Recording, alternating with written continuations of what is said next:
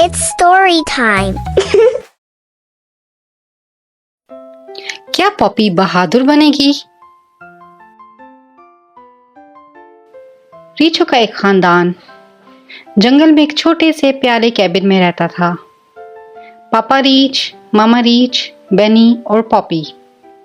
वो जगह गर्म, महफूज और मोहब्बत से भरी हुई थी।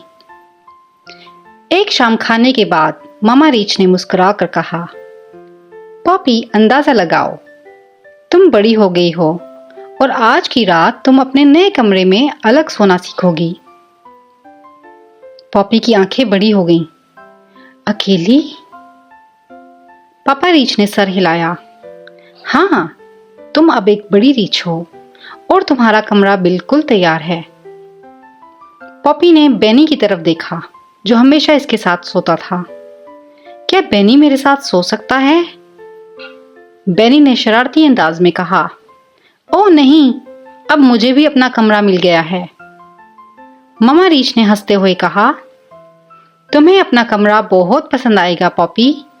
हमने तुम्हारे पसंदीदा सितारों वाले पर्दे लगाए हैं और तुम्हारा टेडी बेयर पहले ही वहां तुम्हारा इंतजार कर रहा है।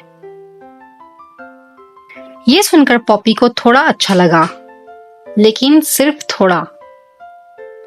कहानी सुनने के बाद और शब बखैर कहकर मामा रीछ ने पॉपी को बिस्तर पर लिटा दिया। तुम बिल्कुल महफूज हो मेरी नन्ही गुड़िया, हम थोड़ा सा दूर ही हैं। पापा रीछ ने पेशानी पर बोसा दिया, और याद रखो, तुम सोच से ज्यादा बहादुर हो। पॉपी ने अपना टेडी मजबूती से पकड़ा और कंबल में दुबक गई। कमरा बड़ा लग रहा था और बहुत खामोश। लैंप की रोशनी में दीवारों पर साए बन रहे थे। इसने सोने की कोशिश की, लेकिन फिर चर टप टप टप। पॉपी ने कान खड़े किए। ये क्या था? इसने कंबल सर पर खींच लिया। दिल जोर जोर से धड़कने लगा। कहीं बिस्तर के नीचे कोई देव तो नहीं? वो मम्मा पापा के कमरे की तरफ भागना चाहती थी, लेकिन फिर इसे याद आया कि पापा रीछ हमेशा कहते थे, बहादुरी का मतलब ये नहीं कि कभी डरो नहीं, बल्कि ये है कि डर के बावजूद हिम्मत करो। पॉपी ने हिम्मत करके कंबल से झांका और गौर से सुना। चर टप टप टप। फिर इसे नजर आया, एक दरख्त की शाख खिड़की से टकरा रही थी। इसने सुकून का सांस लिया। ओह, ये तो सिर्फ दरख्त है। पॉपी आहिस्ता से उठी, खिड़की बंद की और वापस बिस्तर में आ गई। इसने मुस्कुरा कर कहा, मैंने ये सब खुद संभाला। लेकिन जैसे ही वो सोने वाली थी, बू, पॉपी चौंक गई। ओह नहीं, अब क्या? इसने गहरी सांस ली और सुना, बू।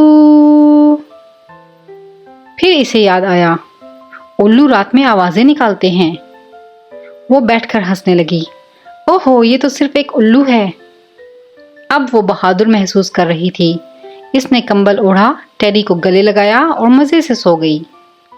चांद की मध्यम रोशनी, गरम कंबल और प्यारा टेडी, सब कुछ अब महफूज महसूस हो रहा था। अगली सुबह मामा और पापा रीछ कमरे में आए। सुबह बखैर मेरी बहादुर रीछ, मामा ने कहा।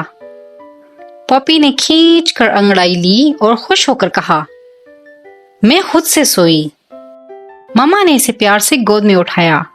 ये हुई ना मेरी बहादुर बच्ची। बेनी ने शरारत से कहा, मुझे तो कल रात कोई दियो नजर नहीं आया। पॉपी हंस पड़ी, क्योंकि वहां कोई था ही नहीं। इस रात के बाद पॉपी जान गई, वो वाकई बहादुर और मजबूत है। कहानी से सबक। बहादुर बनने का मतलब ये नहीं कि आपको कभी डर नहीं लगता, बल्कि ये है कि आप अपने डर का सामना करते हो, और जब आप हिम्मत करते हो तब आपको पता चलता है कि आप हमेशा से बहादुर थे। अगली कहानी स्टोरी टाइम पर। एमी चूंटी ने अपनी बालकनी पर एक प्यारी चाय पार्टी रखी है, लेकिन जब लिली मक्खी थोड़ी उदास महसूस करती है तो उसके दोस्त एक खास सरप्राइज प्लान करते हैं। क्या एक चमकता रिबन और चमकदार पत्थर लिली के चेहरे पर मुस्कुराहट ला सकेंगे। सब्सक्राइब करें और बेल आइकॉन दबाएं ताकि आप चाय पार्टी मिस न करें। शुक्रिया।